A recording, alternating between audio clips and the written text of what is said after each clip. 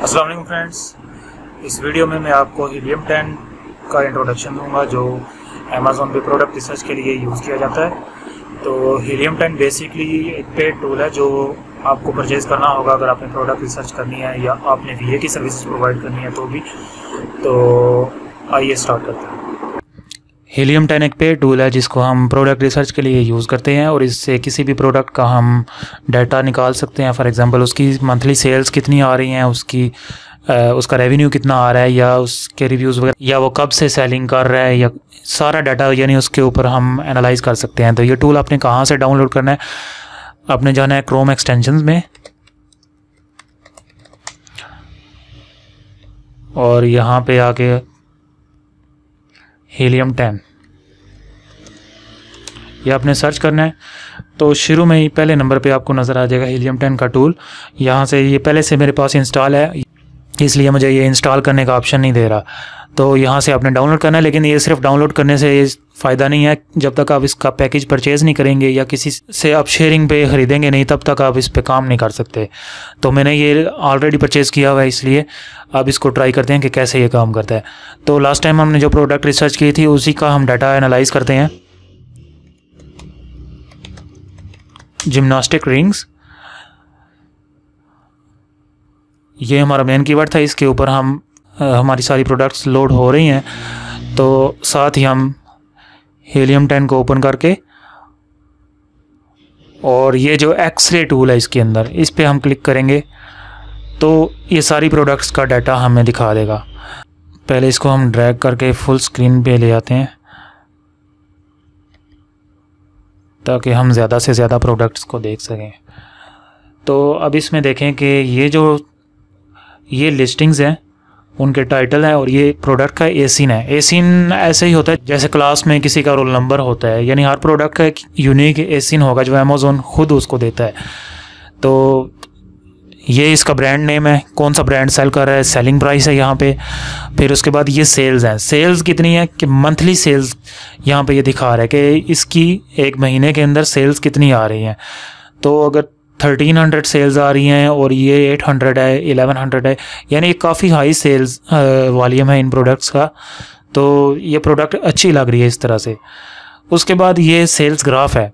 Sales graph पे अगर मैं क्लिक करता हूँ तो ये हमें दिखा देता है कि जो इसका सेल्स ट्रेंड है वो कैसा रहा है पिछले 30 दिन के अंदर। अगर ये 30 डेज़ है तो पिछले 30 दिन का होगा। अगर आप पूरे एक साल का देखना चाहें तो वो भी दिखा देगा, ऑल टाइम देखना चाहें तो वो भी दिखा देगा। तो ये देखें आप, इसमें अप एंड डाउन होता रहा है लेकिन ओवरऑल इसमें स्टेबिलिटी है। ये लाइन अगर आप देखें तो ये लाइन इतनी बहुत ज़्यादा नीचे नहीं आई या बहुत ज़्यादा ऊपर नहीं गई, इवन सी लाइन है। तो इसलिए इस पे हम ट्रस्ट कर सकते हैं कि ये प्रोडक्ट जो है वो सेल होती रही है कंटिन्यूसली। इसमें सेल्स थोड़ा बहुत अप एंड डाउन तो ऑब्वियसली होता ही है, लेकिन इसमें ओवरऑल जो सेल्स हैं वो अच्छी आ रही हैं।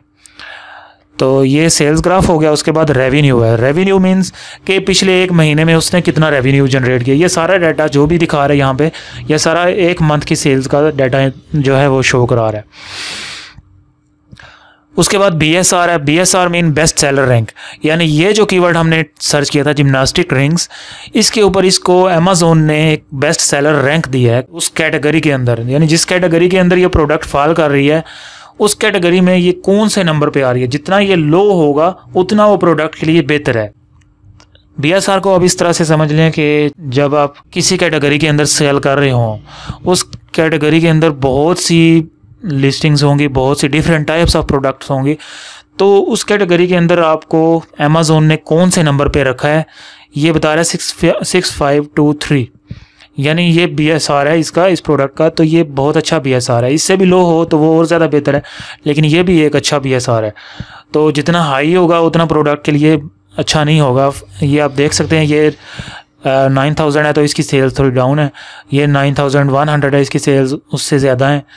और इसी तरह ये 45000 है तो इसकी सेल्स सिर्फ 136 है।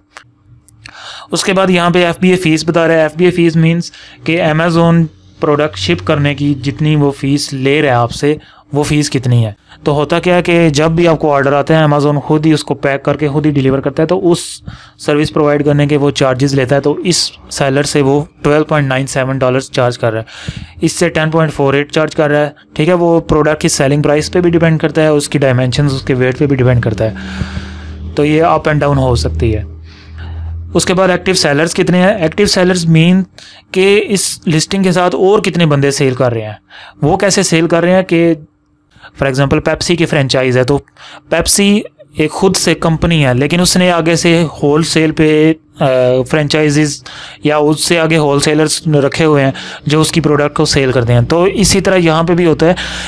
ये जो ब्रांड है ये इसने अलाउ किया हुआ है 7 सेलर्स को कि आप लोग भी आएँ मेरी प्रोडक्ट को सेल करें। उससे उसको क्या फ़ायदा होता है कि जितने भी रिव्यूज़, ये जो रिव्यू काउंट है, जितने भी रिव्यूज़ आते हैं वो सारे रिव्यूज़ उस ब्रांड को मिलते हैं जो ब्रांड एक्चुअली उसको सेल कर रहा है। यानी जो उसके साथ एक्टिव सेलर्स दूसरे हैं उनको वो रिव्यूज़ नहीं मिलते, हालांकि वो रीसेल कर रहे होते हैं, लेकिन जो रिव्यूज़ हैं वो सारे इस ब्रांड के पास जाएंगे जो एक्चुअल सेलर है।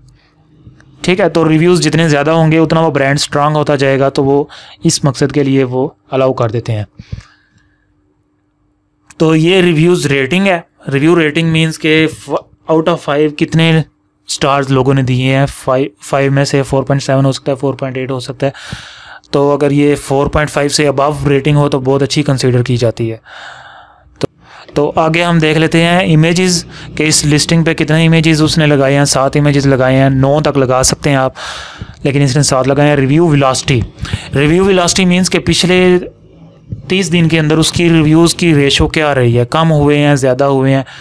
यानी पिछले 30 दिन के अंदर जितना उसका जो प्रीवियस रिकॉर्ड था रिव्यूज़ का, उसको लेके जो रेशो रही है वो यहाँ पे दिखा रहा है -337। यानी ये इसको पिछले माह रिव्यूज़ जो हैं वो कम मिले हैं, इसको 20 रिव्यूज़ मिले हैं पिछले महीने में।